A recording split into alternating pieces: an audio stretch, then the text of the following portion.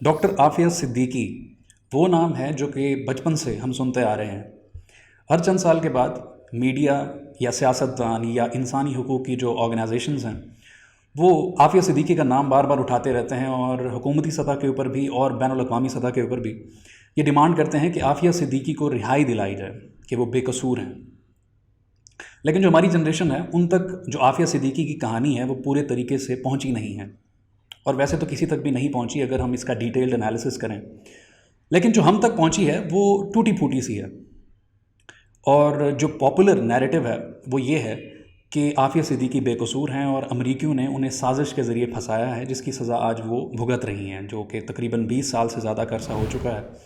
وہ اس وقت جیل کے اندر ہیں اور انہیں ٹوٹل 86 سال کی سزا سنائی گئی ہے۔ لیکن جو وہیں پر ریسرچرز ہیں اور کچھ اکیڈمیا سے تعلق رکھنے والے لوگ ہیں وہ اس بات سے متفق نہیں ہیں۔ وہ کہتے ہیں کہ کہانی جو ہے وہ اتنی سمپل نہیں ہے۔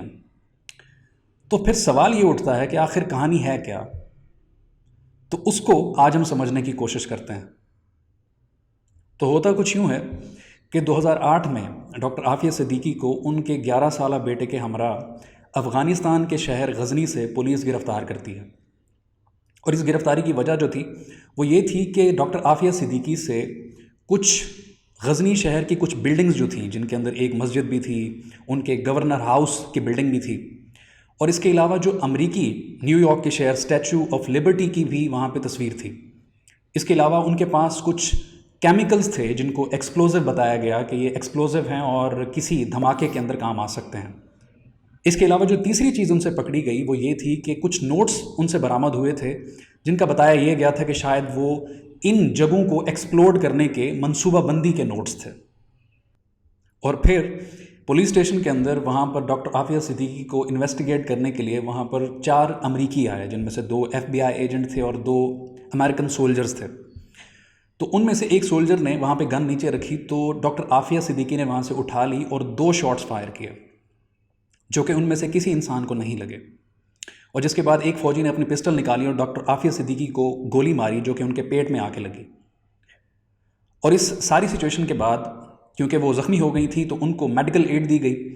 اور اس کے کچھ دنوں کے بعد ان کو FBI کے جیٹ کے اندر بٹھا کر نیو یارک پہنچا دیا گیا، جس کے بعد ان کے اوپر جو ٹرائل لگایا گیا وہ 7 لوگوں کے اوپر، جو شاید اس کمرے کے اندر 7 لوگ تھے، ان کے اوپر اٹیمپٹ آف مرڈر کا ان کے اوپر کیس چلایا گیا، اور الٹیمیٹلی اس کے بدلے میں جو انہیں پھر سزا ملی جو کہ 86 برس قید کی سزا تھی۔ اور ان تمام فیکٹس کو آپ خود ویریفائی کر سکتے ہیں۔ ڈیکلن والز جو کہ انویسٹیگیٹو جرنلزم کے اندر ایک بہت بڑا نام ہے، اور انہوں نے پاکستان کے اندرونی پولیٹکس کے اوپر بھی بہت زیادہ کام کیا ہے، انہوں نے دی گارڈین کے اندر 2009 میں اس کیس کی ڈیٹیلز کے حوالے سے جو انفارمیشن دی تھی میں وہاں سے کوٹ کر کے آپ کو بتا رہا ہوں۔ تو ان سارے فیکٹس کی بنا کے اوپر جو یہ نیریٹو ہے جو کہ کہتے ہیں کہ ڈاکٹر عافیہ صدیقی بالکل انوسنٹ ہیں، ان کا نیریٹو بھی کمزور ہو جاتا ہے کہ اگر وہ اتنی انوسنٹ تھی تو وہ افغانستان میں کیا کر رہی تھی، اور اسی طریقے سے ان کے پاس سے پکچرز برآمد ہونا ان بلڈنگز کی، اور اسی حوالے سے جو ان کے پاس کیمیکل سبسٹانس تھا جو کہ ایکسپلوزو تھا وہ ان کے پاس پایا گیا، اسی حوالے سے جو نوٹس تھے وہ ان کے پاس پائے گئے۔ تو یہ سارا جتنے بھی ایویڈنسز ہیں وہ اس نیریٹو کو کمزور کر دیتے ہیں۔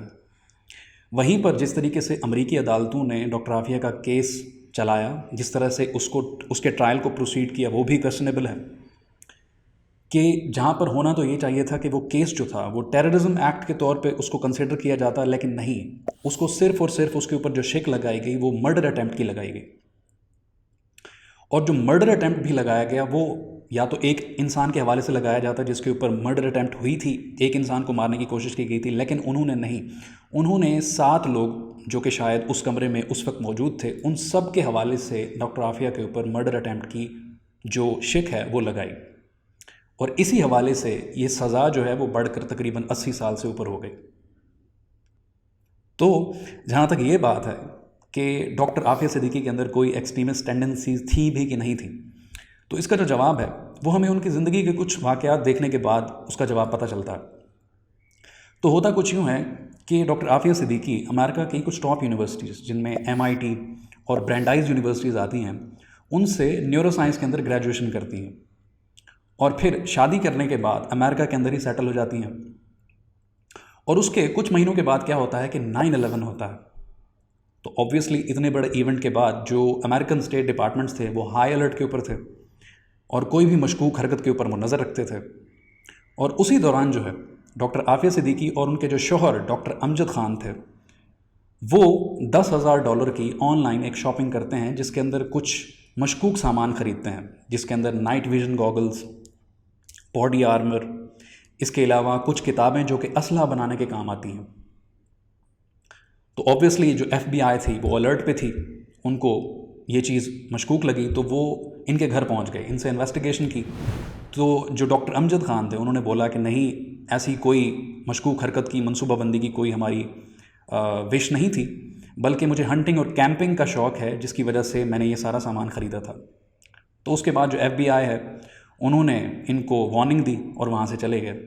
لیکن اس کے بعد کچھ مہینوں کے بعد ڈاکٹر امجد اور ڈاکٹر عافیہ کے درمیان طلاق ہو جاتی ہے، اور اس کے بعد ڈاکٹر عافیہ اپنے بچوں کو کراچی میں ہی اپنی ماں کے پاس چھوڑ کے 10 دن کے لیے امریکہ چلی جاتی ہیں اور وہاں پر جا کر کچھ جابز کی تلاش کرتی ہیں. اور انہی 10 دنوں کے اندر وہ ایک اور مشکوک حرکت کرتی ہیں کہ وہ ماجد خان جو کہ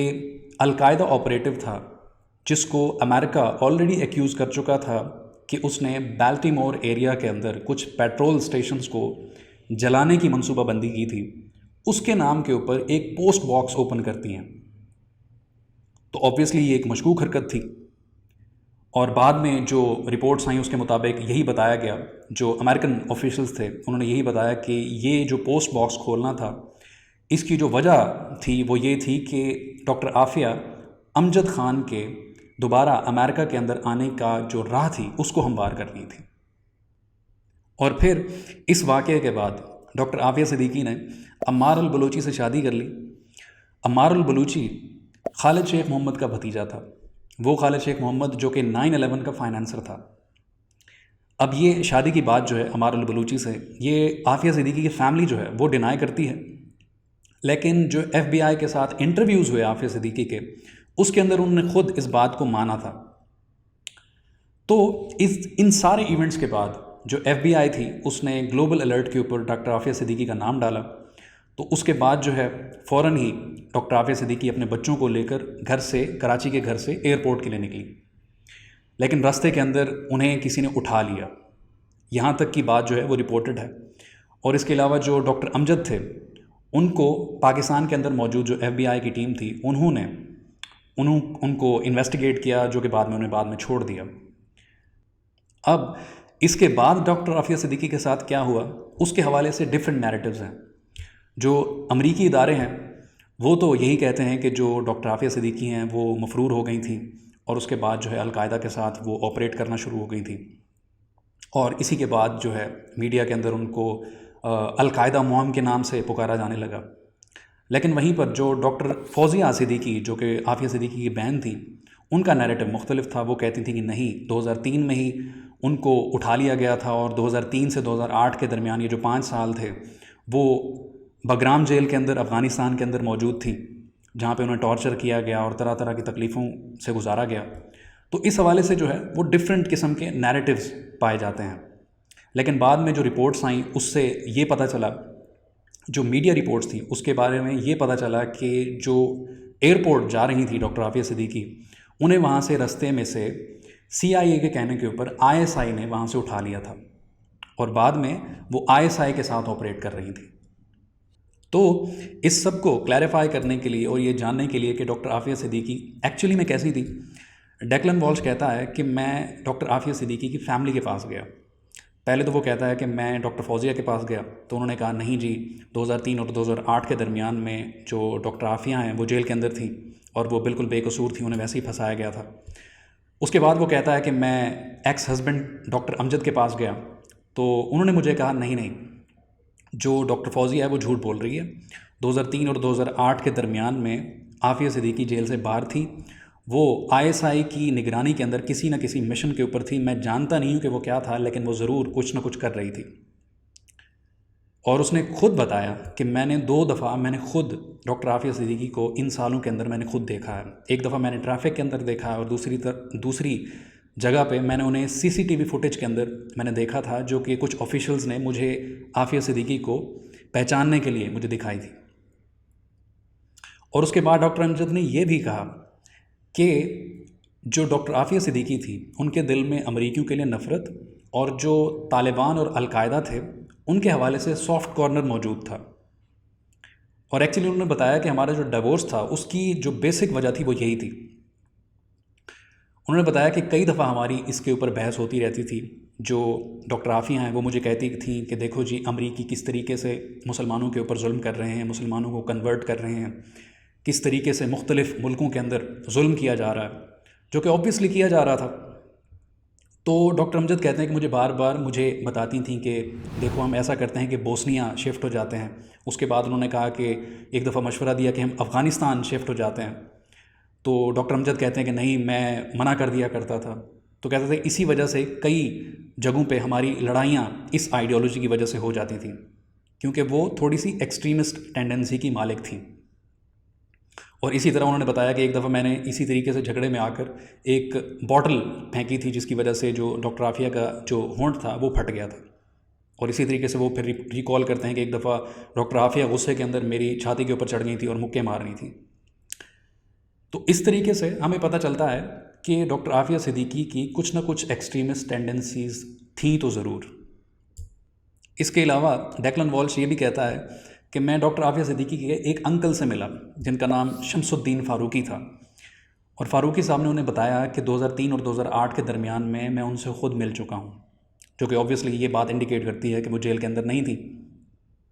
اور اس کے اندر انہوں نے بتایا کہ وہ ایک دفعہ اسلام آباد کے گھر کے باہر مجھے ایک سفید گاڑی کے اندر ملنے آ گئی تھی، جس کے بعد ہم ایک کیفے کے اندر بیٹھے، وہاں پر ہم نے باتیں وغیرہ کی، جس کے اندر انہوں نے مجھے بتایا کہ وہ پاکستانیز اور امریکنز کی قید کے اندر تھی یہ 2-3 سال درمیان میں، اور ابھی چھوٹی تھی، اور انہیں اس بات کے اوپر چھوڑا گیا تھا کہ وہ جو ہیں وہ پاکستان کے اندر القاعدہ کی جو انٹری ہے اس کو آسان بنا دیں۔ اور وہ یہ کہہ رہی تھی کہ میں ڈر رہی ہوں اور آپ مجھے بچا لیں، اور آپ مجھے جو ہیں وہ افغانستان سمگل کر لیں طالبان کے پاس، اور جو طالبان ہیں ان کے پاس میں سیف رہوں گی۔ تو وہ یہ شمس الدین فاروقی جو ان کے انکل تھے ان کو ڈاکٹر عافیہ صدیقی یہ بتا رہی تھی۔ تو اس طریقے سے ڈاکٹر عافیہ کا ایک القاعدہ لیڈر سے شادی کرنا اور دوسرے القاعدہ لیڈر کے نام کے اوپر پوسٹ باکس کھولنا، اور اسی طریقے سے ان سے ملنے والے جو ایکسپلوزیوز اور جو تصویریں تھیں، اس کے علاوہ ان کا جو ہسبینڈ ہیں ڈاکٹر امجد کا یہ کہنا